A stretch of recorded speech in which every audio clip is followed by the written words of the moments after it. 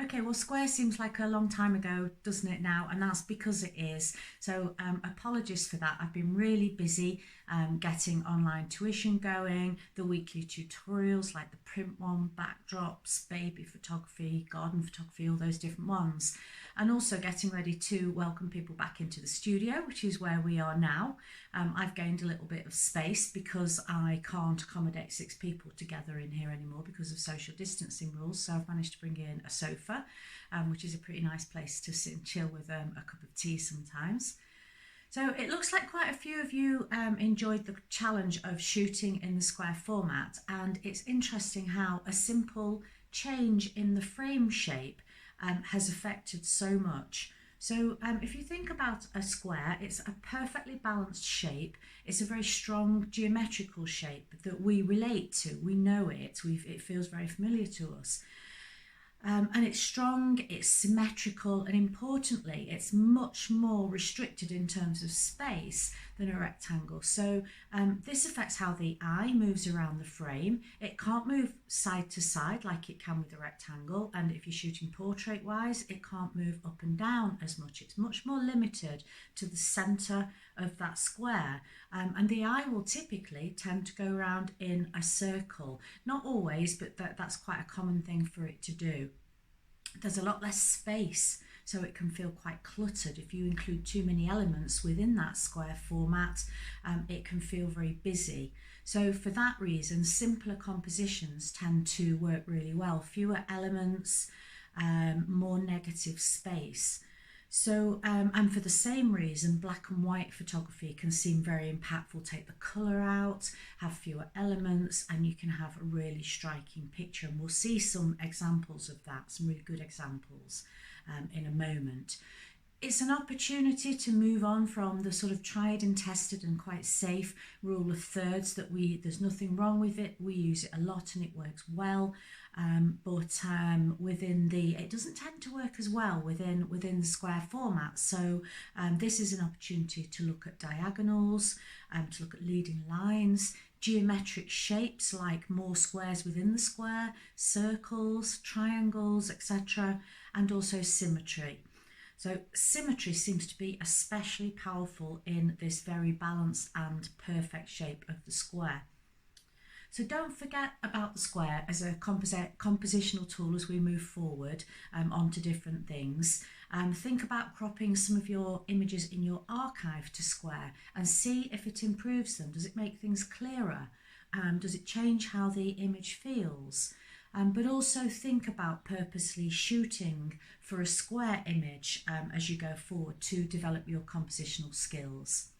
So what I'm going to do now is show you the images that I've selected from all of those that you submitted and posted for the Square Challenge, and I'll talk you through why I think they work, and then we'll get to my final favourite, which is increasingly hard to do. Okay. So, having just heard what makes the square format work, what makes it special, and how you can apply it in lots of different ways, what I've done now is been through all the images that were submitted for Square in June and picked out a number that grabbed me, were interesting to talk about, and then ultimately I've picked a favourite out of them too. So enjoy.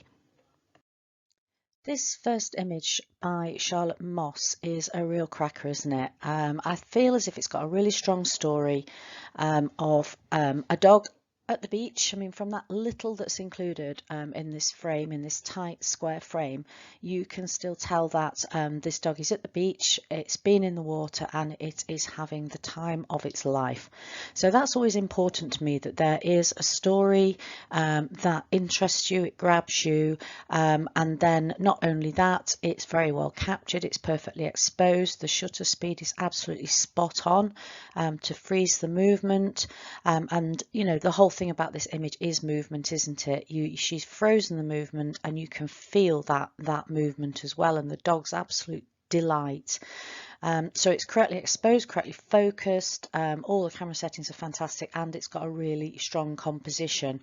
So the only thing I wasn't sure about was the sort of the green area of seaweed or whatever it is at the bottom, because I feel as if my eye goes to the dog first of all, and then drops down to that. So maybe that's actually a bit of a distraction, but I'm going to forgive it, Charlotte, because I absolutely love this image. It's very, very well captured, and as I say, a beautiful story.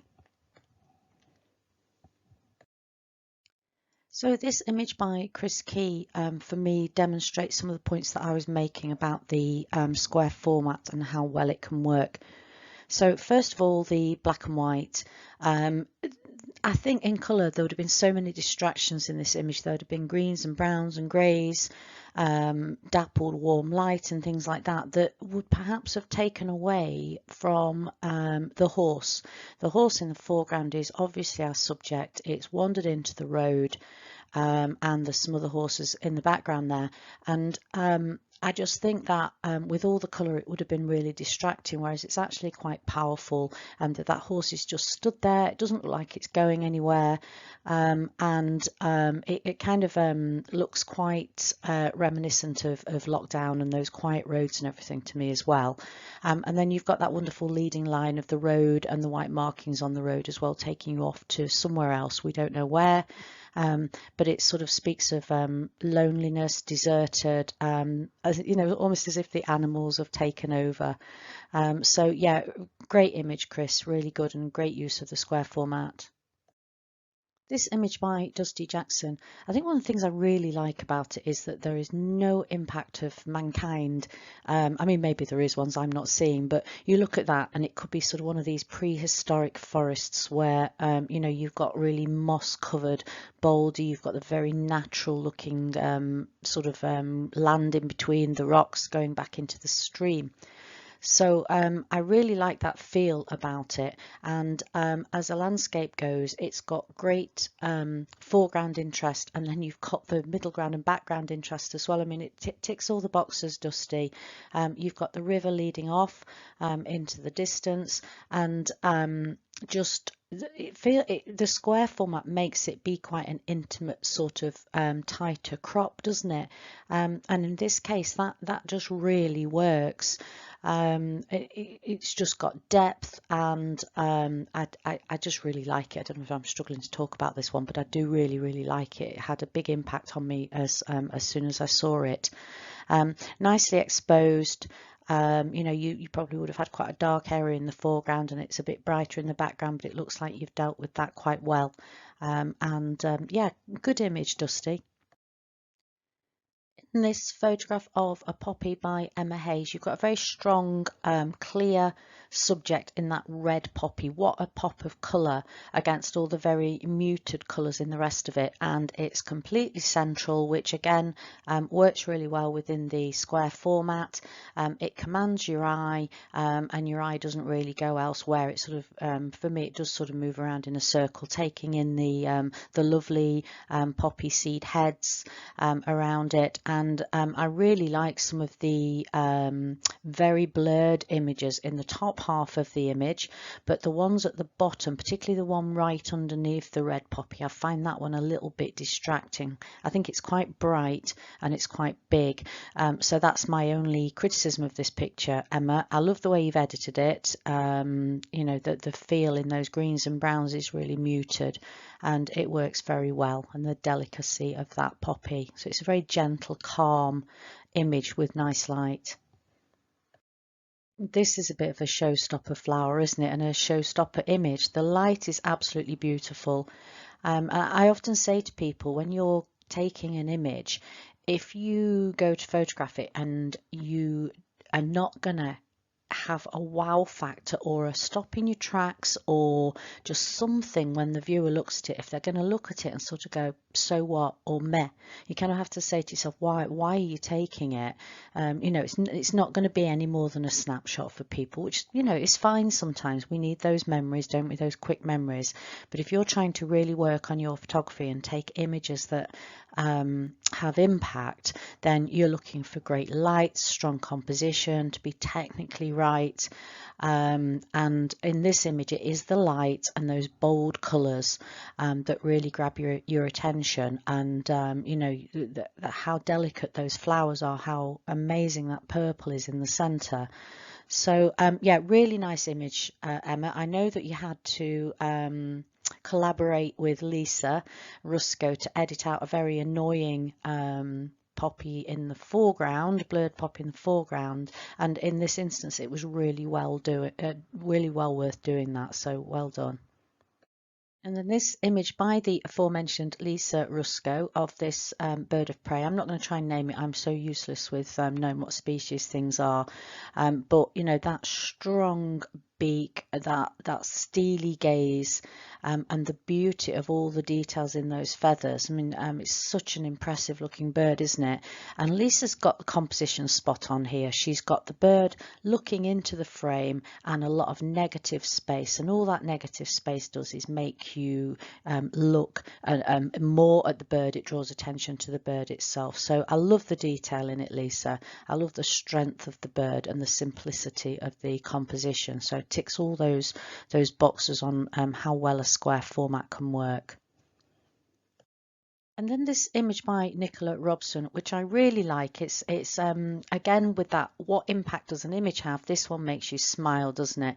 This cheeky, cute little frog peering up, just popped up out of the water, kind of to have a look at you with his bulbous eyes, and it's a great little shot. Now, and when I say little shot, I think that's the problem, Nicola, is that the resolution is really low.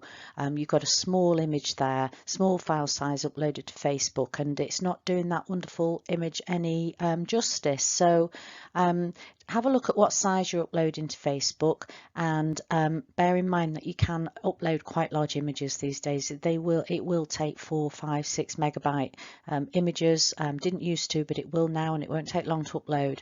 And then you'll have the benefit of everybody being able to see all that lovely detail, you know, the texture and shine and patterns in that brown of its skin, and the detail in its eyes and everything. So take a look at that, Nicola. But a really lovely little shot. Then this image by Sheena Hatton. I love it when people play around and experiment and try things out of their comfort zone. And this one again, talking about simple geometric shapes, minimalist, paring things down, just to kind of make the most of that limited space you've got within a square, and black and white to take away the distraction of colour. And then this editing, which is called high key, when you've gone so bright and overexposed, and it really works so well in this because of the dark frame of the glasses, the few details that you've got of the face, and those strong geometric lines in the background of the window. So very interesting shot, works really well. Sheena, very, very good. Well done for experimenting with that and then seeing it as a great shot worth editing and playing with.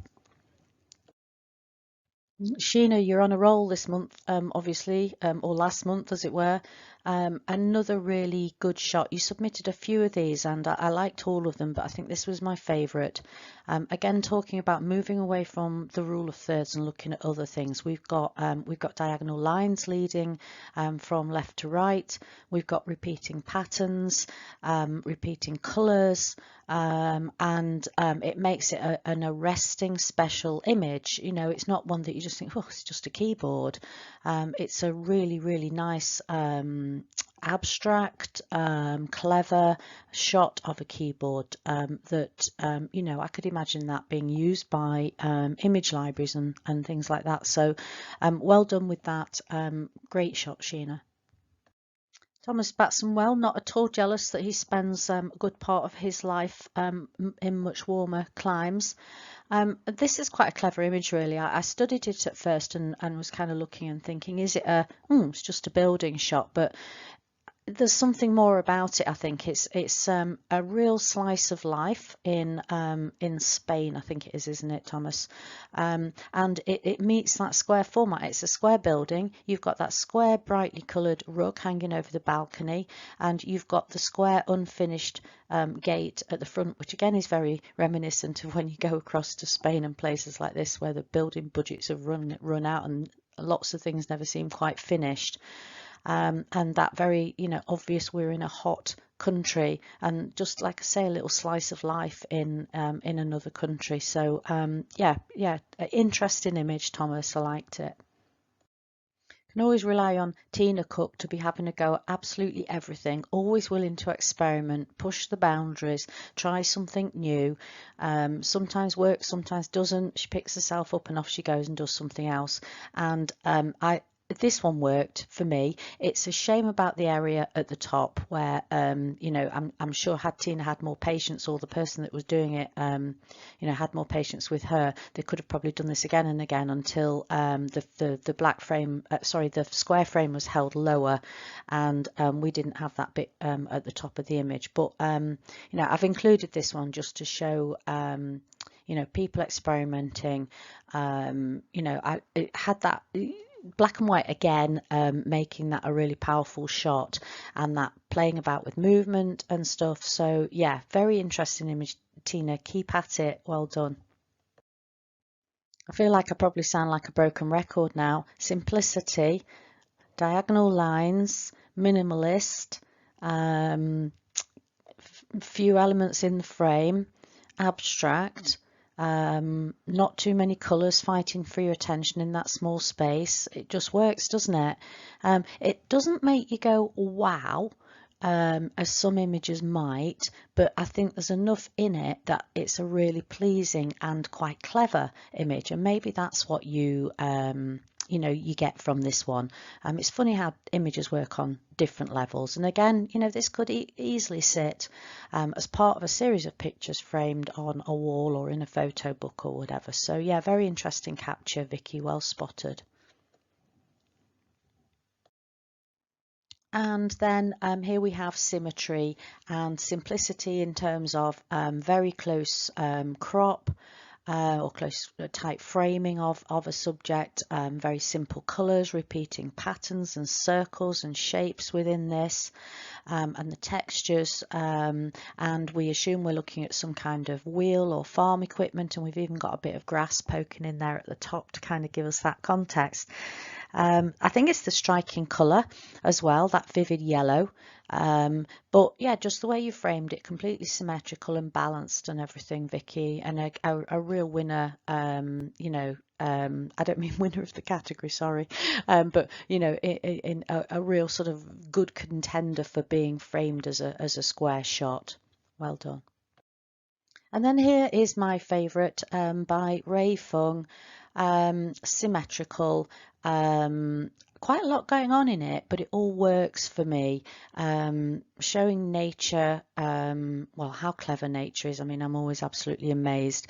The textures within it as well, those spikes, everything radiating out from the centre, quite an unusual angle of a flower shooting up from underneath it, which again I really like. If you change your viewpoint, you can often change the view for other people, shows something we've perhaps not seen before. That's always grabs people's interest.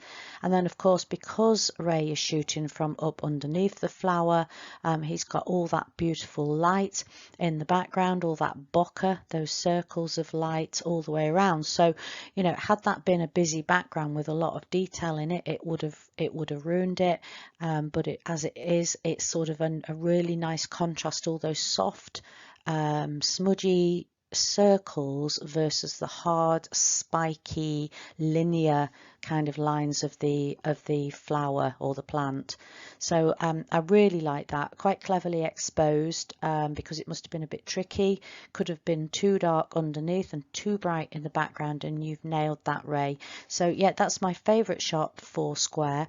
Really enjoyed looking through all of them, and I will really try not to be so late looking at the texture images at the end of this month, which is just a few short days away. So thank you everybody who posted, and I hope you've enjoyed looking through these images as well and hearing a bit about the Square format.